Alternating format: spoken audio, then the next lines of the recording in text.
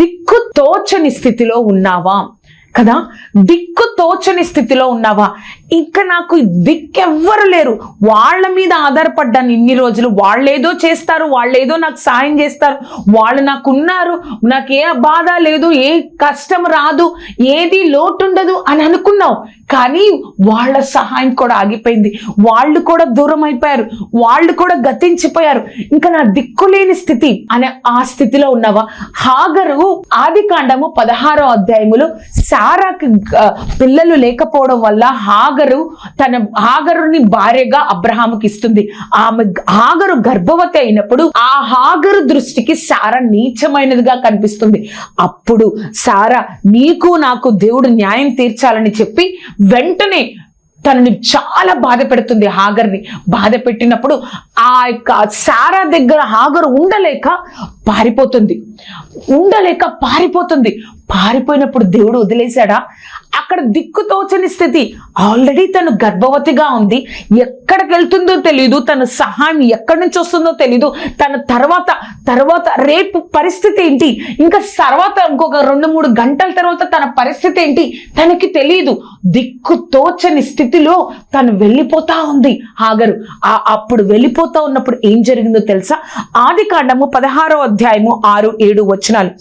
ఆదికాండము 16వ అధ్యాయము 6-7 వచనాలు చూసినట్లయితే, అందుకు అబ్రాము, ఇదిగో నీ దాసి నీ చేతిలో ఉన్నది, నీ మనసుకు వచ్చినట్లు దాన్ని చేయమని సారాతో చెప్పాను. సారాయి దాన్ని శ్రమ పెట్టినందున ఆమె యొద్ద నుండి అది పారిపోగా యెహోవా దూత అరణ్యములో నీటి బుగ్గ యొద్ద అనగా షూరు మార్గంలో బుగ్గ యొద్ద ఆమెను కనుగొని. పారిపోయింది హాగరు. సారాని పెట్టే బాధను భరించలేక అరణ్యంలో దేవుని దూత హాగర్ని కనుగొనిదంట. అక్కడ అరణ్యంలో దిక్కు తోచని స్థితిలో ఎవరున్నారండి? హాగరు ఉంది. ఆ హాగరు దిక్కు తోచని స్థితిలో ఉన్నప్పుడు దేవుని దూత హాగర్ని చూసి కనుక్కుందంట. ఇక్కడున్నావా అని కనుక్కుంటారు చూడండి. ఇక్కడుందా అక్కడుందా అని ఎక్కడ కనిపెడతారు. అట్లాగా హాగర్ను దేవుని దూత కనుగొనిందంట. ఆ కనుగొని చూచి వదిలేసిందా? ఆశీర్వదించింది, లేవనెత్తింది, కన్నీటిని తుడిచారు. దేవుడు కన్నీటిని తుడిచాడు, బాధను తీసివేశాడు కదా. నువ్వు కూడా దిక్కు తోచని స్థితిలో ఉన్నావా? అయ్యో ఇంకా నా పరిస్థితి ఏంటి, నా స్థితి ఏంటి, ఇంకా నేను నా జీవితం ఇంతే ముగించబడుతుందేమో, ఇంతే నా కన్నీరు, నా బాధ, నా దుఃఖం అంతా ఇంకా ఇంతేనేమో అని నువ్వు అనుకుంటున్నావేమో. దేవుడు మనతో చెప్తున్న మాట ఏంటో తెలుసా? ఏమిటంటే, నువ్వు దిక్కు తోచని స్థితిలో ఉన్నా, ఎలా అయితే హాగరును దేవుని దూత కనుగొనిందో, వెతుక్కుంటూ వచ్చి కనిపెట్టిందో, అలాగే దేవుడు కూడా నిన్ను కనుగొనాలని చూస్తున్నాడు, నిన్ను చూస్తా ఉన్నాడు. ఎందుకో తెలుసా? నిన్ను లేవనెత్తాలని, నిన్ను నిలబెట్టాలని, నిన్ను బ్రతికించాలని దేవుడు మనతోనే మాట్లాడుతున్నారు. ఆ యొక్క ఫస్ట్ పాయింట్ లో చూస్తే, కష్టమైన దేవుడు చెప్పింది చేస్తే ఆశీర్వాదం. ఆ యొక్క దిక్కు తోచని స్థితిలో ఉంది హాగరు. ఆ యొక్క సారా పెట్టే కష్టాన్ని భరించలేక ఆ యొక్క అబ్రహాము సారా ఇంటి నుంచి హాగరు పారిపోయింది.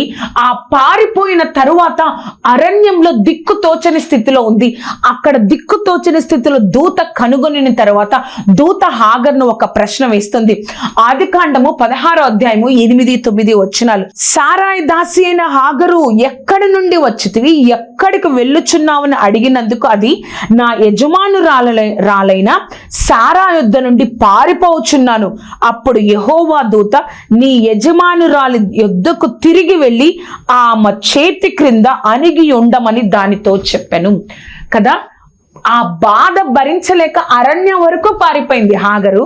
కానీ దేవుడు ఏం చెప్తున్నారు? నువ్వు మళ్ళీ అక్కడికి వెళ్ళు, నువ్వు మళ్ళీ అక్కడికే వెళ్ళి నీ యొక్క యజమానురాలైన సారా చేతి కింద మణిగి ఉండు. ఆ విషయం చాలా కష్టమైపోయింది కదా హాగరికి. అయ్యో నేను ఇంకా ఈ బాధను భరించలేను, నన్ను చాలా బాధ పెడుతుంది సారా అని చెప్పి పరిగెత్తింది. అరణ్యంలోనికి చెప్పకుండా వెళ్ళిపోయింది హాగరు. కానీ దేవుని దూత అక్కడ చెప్తుంది, నువ్వు మళ్ళీ అక్కడికే రావాలి, నువ్వు మళ్ళీ ఇక్కడే ఉండాలి. చాలా కష్టమైంది హాగరుకి. కానీ ఆ కష్టమైన దానిని కష్టమైనా కూడా దేవుడు చెప్పారు కాబట్టి చేసింది. ఆ బిడ్డ పుట్టి 14 సంవత్సరాలు వచ్చే వరకు మరలా శారా అబ్రహాము దగ్గరే హాగరు ఉన్నట్లుగా మనం బైబిల్లో చూస్తాం కదా. లేకపోతే ఆ చిన్న వయసులో వారిద్దరిని ఎవరు పోషించేవాళ్ళు? అంత చిన్నగా ఉన్నప్పుడు, ఒక దిక్కుతోచని స్థితిలో ఉన్నప్పుడు ఎవరు వారిద్దరిని పోషించేవాళ్ళు? ఎవరు వారిని ఆదరించేవాళ్ళు? ఎవరు వారిని కాపాడేవాళ్ళు కదా. దేవుడు చెప్పాడు, హాగరు నువ్వు మళ్ళీ అక్కడికే వెళ్ళాలి. కష్టం అనిపించింది కానీ మళ్ళీ అక్కడికే వెళ్ళింది. బిడ్డ కలిగారు, ఇష్మాయిలు పుట్టారు. 14 సంవత్సరాల వరకు అబ్రహాము శారా దగ్గరే హాగరు ఉన్నట్లుగా మనం బైబిల్లో చూస్తాం. కొన్నిసార్లు దేవుడు మనం ఏదైతే వద్దు, కాదు, నేను చేయలేను, నా వల్ల కాదు అని అనుకుంటావో దేవుడు మరలా మరలా మరలా నీకు నాకు అదే చెప్తాడు. కష్టం అనిపిస్తుంది, నువ్వు దాన్ని చేస్తావా, దానిలోనే నా ఆశీర్వాదం ఉంది అని ఆ గొప్ప దేవాది దేవుడు నీతో నాతో ఈరోజు మాట్లాడుతున్నారు కదా. ఆ గొప్ప ఆశీర్వాదం నీ యొక్క ఆశీర్వాదం, నా యొక్క ఆశీర్వాదం ఆ కష్టమైన ఏదైతే నువ్వు కష్టంగా ఉంది అనుకుంటున్నావో దానిలోనే ఉంది అని ఆ గొప్ప దేవాది దేవుడు మనతో చెప్తా ఉన్నారు. ఆ ఫస్ట్ పాయింట్ లో బి చూసినట్లయితే, నీ దిక్కు తోచని స్థితిలో దేవుని వాగ్దానమే ఆస్తి. నా దిక్కు తోచని స్థితిలో దేవుని వాగ్దానమే మన ఆస్తి కదా. అక్కడ హాగరు దిక్కుతోచని స్థితిలో శారాకి భయపడి, పెట్టే శ్రమలకు భయపడి అరణ్యానికి పారిపోయింది. దేవుడే చెప్తున్నాడు మరలా వెళ్ళిపో అని చెప్తున్నాడు. చెప్పిన తర్వాత ఏం చెప్పారో తెలుసా? ఒక వాగ్దానాన్ని ఇచ్చారు. ఆదికాండము 16వ అధ్యాయము 10, 11, 12 వచనాలు. మరియు యెహోవా దూత నీ సంతానమును నిశ్చయముగా విస్తరింపజేసెదను, అది లెక్కింప వీలు లేనంత విస్తారమవునని దానితో చెప్పాను. మరియు యెహోవా దూత, ఇదిగో యెహోవా నీ మొర వినెను, నీవు గర్భవతి అయి ఉన్నావు, నీవు కుమారుని కని అతనికి ఇష్మాయేలు అనే పేరు పెట్టుదువు. అతడు అడవి గాడిద వంటి మనుష్యుడు, అతని చెయ్యి అందరి చేతులు అతనికి విరోధంగా ఉండును, అతడు తన సహోదరులందరి ఎదుట నివసించునని దానితో చెప్పగా, దేవుడు చెప్తున్నాడు నువ్వు మళ్ళీ అక్కడికి వెళ్ళిపో. కానీ ఆ వెళ్ళడానికి ఒక నిరీక్షణను దేవుడు ఇచ్చాడు, ఒక వాగ్దానాన్ని ఇచ్చాడు. నీ కుమారుడు లెక్కింప వీలు లేనంత విస్తారంగా అవుతాడు, నీ సంతానం నిశ్చయంగా లెక్కింపలేనంత విస్తారంగా అవుతారు అని చెప్పినప్పుడు అదే ఒక ఆస్తిగా తీసుకొని సంతోషంగా, కష్టమైనా కూడా మరలా శారా దగ్గరికి వెళ్ళింది కదా. మన యొక్క బాధలో, మన యొక్క కష్టాలలో, మన యొక్క దిక్కు తోచని స్థితిలో మనము దేవుడి దగ్గర నుంచి వాగ్దానాన్ని చాలా పొందుకుంటాం. చాలా మంది పాస్టర్ గారుల ద్వారా నువ్వు వాగ్దానాన్ని పొందుకుంటావు. నువ్వు దేవుడు తప్పకుండా నిన్ను నిలబెడతాడు, నిన్ను లేవనెత్తుతాడు, నిన్ను స్వస్థపరుస్తాడు అన్న వాగ్దానాన్ని నువ్వు పొందుకుంటావు. ఆ వాగ్దానాన్ని ఆ బాధల్లో, కష్టాలలో నేను నమ్మాలి. ఆ బాధల్లో, కష్టాలలో అది దేవుడిచ్చిన ఆస్తిగా, ఆ ఆస్తి నా పేరు మీద దేవుడు రాసేశాడు, అది నేను పొందుకోవడమే అన్న ధీమాతో నేను ఉండాలి, అన్న ధైర్యంతో నేను ఉండాలి. ఆ వాగ్దానం, ఆ దిక్కుతోచని స్థితిలో అరణ్యంలో ఉన్నాను నేను అని హాగరు అనుకుంది. కానీ దేవుడు ఒక వాగ్దానం ఇచ్చినప్పుడు ఆ వాగ్దానం ధైర్యంతో, కష్టమైన కూడా మళ్ళీ శారా దగ్గరికి వెళ్ళిపోయింది, మళ్ళీ శారాయి దగ్గరికి వెళ్ళిపోయింది కదా. మనము కూడా ధైర్యం తెచ్చుకోవాలి. నా బాధల్లో దేవుడు వాగ్దానం ఇస్తున్నాడా? ఆ వాగ్దానం ఇస్తున్నప్పుడు నువ్వే అది ఒక ఆస్తిగా భావించి దేవుడు తప్పక నెరవేర్చగల సమర్థుడని నేను నమ్మాలి. ఆ ఫస్ట్ పాయింట్ లో సి చూసినట్లయితే, చూచుచున్న దేవుడని నీ జీవితంలో నిరూపిస్తాడు కదా. దేవుడు నా బాధను చూస్తున్నాడా? నా కష్టాన్ని చూస్తున్నాడా? అయ్యో నా స్థితి ఏంటి, నాకెవరు సాయం చేస్తారు, నేను ఎలా ఉంటాను, నేను ఎలా నిలబెడతాను అని నువ్వు అనుకుంటున్నావేమో.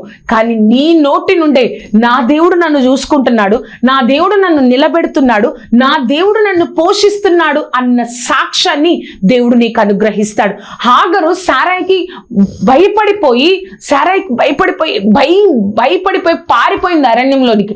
అక్కడ దేవుని దూత ప్రత్యక్షమై, నువ్వు ఎక్కడి నుంచి వస్తున్నావు, ఎందుకు వెళ్తున్నావు, దేవుడు నీకు సంతానాన్ని విస్తారంగా విస్తరింపజేస్తాడు, లెక్కింపలేనంతగా విస్తారంగా ఆశీర్వదిస్తాడని చెప్పినప్పుడు శారా ఏం చేసిందో తెలుసా? అక్కడ ఒక మాట అంటుంది. ఆదికాండము 16వ అధ్యాయము 13, 14 వచనాలు. అది చూచుచున్న దేవుడవు నీవే అని అను పేరు తనతో మాట్లాడిన యెహోవా యెహోవాకు పెట్టెను.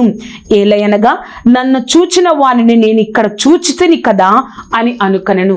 నన్ను చూచిన దేవుణ్ణి నేను ఇక్కడ చూశాను కదా, నేను భయంతో, బాధతో, కన్నీటితో, దిక్కు లేకుండా అరణ్యంలో పారిపోతుంటే నన్ను దేవుడు చూశాడు, ఆయనని నేను ఇక్కడ చూశాను కదా అని ఆ పేరు పెట్టిందంట కదా.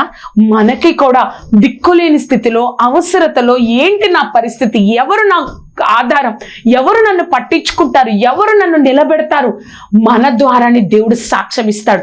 నా దేవుడు నాకు సహాయం చేశాడు, నా దేవుడు సమస్తాన్ని నాకు అనుగ్రహించాడు, నా దేవుడు నన్ను నిలబెడుతున్నాడు అన్న గొప్ప సాక్ష్యాన్ని దేవుడు మన ద్వారా పలికిస్తాడు.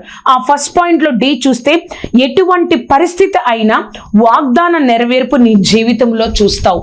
ఇది నమ్ముతున్నావా? ఎటువంటి పరిస్థితి ఎదురైనా వాగ్దాన నెరవేర్పుని నా జీవితంలో మనం చూస్తాం. ఆగరు భయంతో సారాయికి భయపడి వెళ్ళిపోయింది. అక్కడ దేవుడు అరణ్యంలో వాగ్దానం ఇచ్చాడు, నీ సంతానాన్ని నేను ఇసుక రేణువులంత విస్తారంగా చేస్తాను, లెక్కింపలేనంత విస్తారంగా నేను చేస్తాను అని చెప్పినప్పుడు, మరలా వెళ్ళిపో, సారా దగ్గరికి వెళ్ళిపో అని చెప్పినప్పుడు వెళ్ళిపోయింది. కానీ 14 సంవత్సరాల తరువాత, మరలా ఇస్సాకు పుట్టిన తరువాత, అక్కడ పండుగ, ఆ ఇస్సాకు పుట్టిన తరువాత అక్కడ ఆ ఇస్సాకును చూచి ఇస్మాయేలు పరిహాసం ఆడడం బట్టి సారాయి కోపపడి, నువ్వు ఈ దాసిని వెళ్ళగొట్టు, తీసుకెళ్ళిపో, పంపించే అని చెప్పినప్పుడు దేవుడు మరలా ఆ యొక్క అబ్రహాము భయపడ్డాడు. కానీ నేను వాగ్దానాన్ని నెరవేరుస్తానన్నప్పుడు వాళ్ళిద్దరూ కూడా అరణ్యంలోనికి వెళ్ళిపోతారు. బయర్షబా అనే అరణ్యంలోనికి వెళ్ళిపోతాడు. అక్కడ దేవుడు వదిలేశాడా? అక్కడ దేవుడు అయ్యో ఇంకా నా దగ్గర తీసుకొచ్చిన వాటర్ అయిపోయాయి, ఇంకా నేను ఆ యొక్క చిన్న బాబు యొక్క ఆ యొక్క చావును నేను చూడలేను అని ఆ యొక్క హాగరు దూరంగా ఉంది. కానీ దేవుని దూత మరలా మాట్లాడింది. ఎక్కడైతే 16 సంవత్సరాల క్రితం వాగ్దానం ఇచ్చిన దేవుని దూత, మరలా 14 సంవత్సరాల క్రితం వాగ్దానం ఇచ్చిన దేవుని దూత, దేవుడు ఆ వాగ్దానాన్ని నెరవేరుస్తా ఉన్నారు కదా. ఏ స్థితిలో అయినా, అయ్యో అప్పుడు వాగ్దానం ఇచ్చాడు దేవుడు, నేను ఇక్కడ ఉంటున్నాను, నేను ఇక్కడే జరుగుతుందేమో, కానీ ఒక భయంకరమైన పరిస్థితి వచ్చింది, సారా వెళ్ళగొట్టింది వారిని. కానీ దేవుడు మరలా ఆ యొక్క బెర్షెబా అడవిలో ఆ యొక్క వాగ్దానాన్ని నెరవేరుస్తున్నారు. ఆదికాండము 21వ అధ్యాయము 18, 17, 19 వచనాలు. దేవుడు ఆ చిన్నవాని మొరని వినెను. అప్పుడు దేవుని దూత ఆకాశం నుండి హాగరును పిలిచి, హాగరు నీకేమొచ్చినది, భయపడకుము, ఆ చిన్నవాడున్న చోట దేవుడు వాని స్వరము విని ఉన్నాడు, నీవు లేచి ఆ చిన్నవాణిని లేవనెత్తి నీ చేతి పట్టుకొను, వాని గొప్ప జనముగా చేసేదనని ఆమెతో చెప్పెను. ఇదే వాగ్దానం ఎప్పుడు ఇచ్చారు దేవుడు? బిడ్డ పుట్టక ముందే, గర్భవతిగా ఉన్నప్పుడే, వెళ్ళిపోతా ఉన్నప్పుడే దేవుడు 14 సంవత్సరాల క్రితం ఇచ్చాడు. ఆ స్థితి మరలా దిక్కుతోచని స్థితిలో దేవుడు మరలా లేవనెత్తాడు కదా. ఏ స్థితిలో అయినా మన దేవుడు మనకిచ్చిన వాగ్దానాన్ని నెరవేర్చగల సమర్థుడు.